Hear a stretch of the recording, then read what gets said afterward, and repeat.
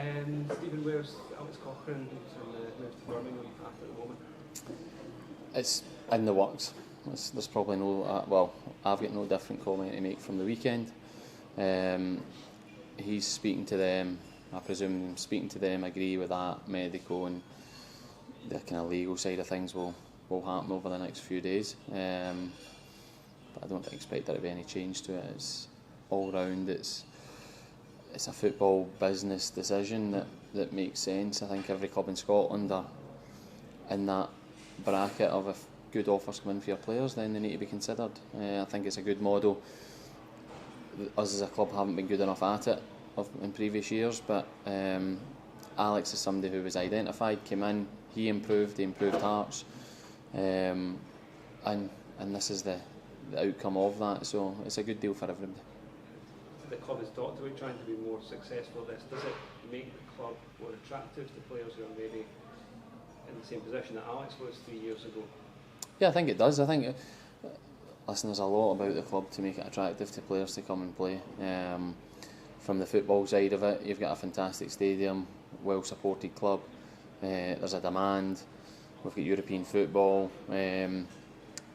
On the flip side of that, you get good exposure, and that also gives you opportunity for like you've said with Alex, come in, play regularly, get first team football, and if you're successful, then you never know what can happen. So yeah, I think it is. It shows that the process works. We just need to do it more consistently. A case of forward planning in terms of making sure that James Penrice was coming in, knowing that the possibility was there, and there's no need for you to rush out to get another replacement for Alex, or is it something that you look at now? No, I think that's the way we have tried to work. James coming in gives us another option in the left side of the pitch. Kingsley, Kai Rolls can play there as well, so there's quite a few, and that is why we've got the opportunity to sit and reflect on the squad and see how the rest of the window looks. We say that for left back, but it's for any position. You want to be in a good position that we're not reactive as we have done in previous windows, and having James in, having the other players there gives us that flexibility. Financially, does it give you that flexibility if the right player, the right deal were to come available? You know that money has come in from sales, and it's not going to be like you're having to get the funds together to make a move. I don't actually think that this transfer makes a big difference. That any conversation I've had with the club has been that if we identify a player that we think's the right one and that thinks it's a good prospect and one that can be developed and progress, then the club say they'll back that and go for it. So I don't generally think one sale makes it that, we've got a pot of money now. That's not the way it works. So I think we're comfortable with that. We've always tried to identify the right players, and bringing 6 or 7 in so far shows that we are doing our business as quick as we can. Has there been any interest in Atkinson or Civic? There's been a couple of conversations had with them. Nothing to give you any more information on, but as I would expect there to be movement at some point over the course of the weeks coming up. In terms of guys coming back from internationals, you got Kenneth, Gerald, Shankland and Xander Clark back involved fully now? Kenneth's not. Gerald is, because he's had to sign and with his work permit and visa has to be in the country, so he's back in training. Kenneth's got a wee bit more time off, and Shanks and Xander have come back in. They were back last week when we were away, but they're back in with the group from this morning. Does that, in terms of the parts of the pre-season that they've missed, how does that change the schedule in terms of them coming up to meet with Not much. They've had about 2 weeks off. That's like the more important thing for them was rest. They're not going to be unfit now. If anything, they'll probably still be ahead of the boys that are back.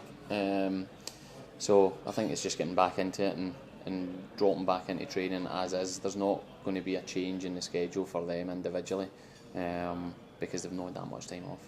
What are the most important things about Saturday and then on to Wednesday in terms of, is it early on in the friendly schedule for you?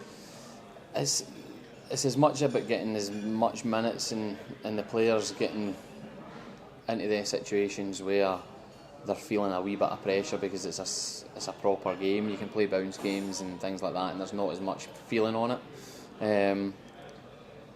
But from coaching now for the last two, this is the most frustrating for a player when you've been out and your legs and your brain aren't working at the same speed, and that's the frustrating part. There's mistakes made. I think when you look at the game on Saturday, the 3 goals are 3 mistakes or 3 poor decisions. But there's loads of quality and loads of things that we've seen in the game that were good.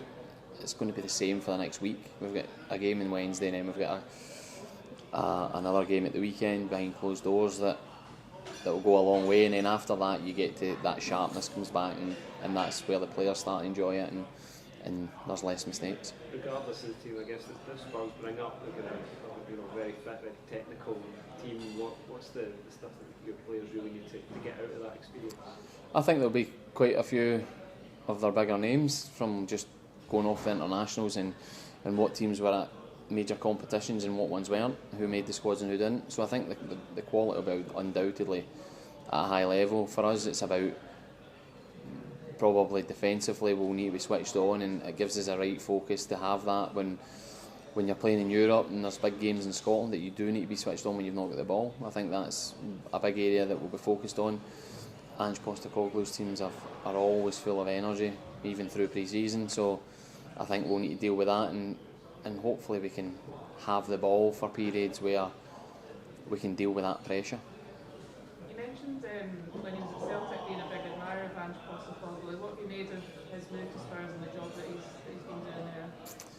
I think he took a lot of people by surprise at the start. I think we just watched the pundits and the presenters talking, and there was a few at the start who were a bit saying he can't play that way in England and he can't get away with it, but as he done in Scotland, he stuck to his principles, and he probably didn't get the credit for the season Spurs had, just because they didn't get Champions League, but from where they've been to where they were last season was a brilliant turnaround. So I think he's somebody who came to British football later in his managerial career, so he's got loads of experience and he was comfortable with that, and probably a lot of people didn't see what he was doing beforehand, and I think he's been good for Scottish football as well as English football.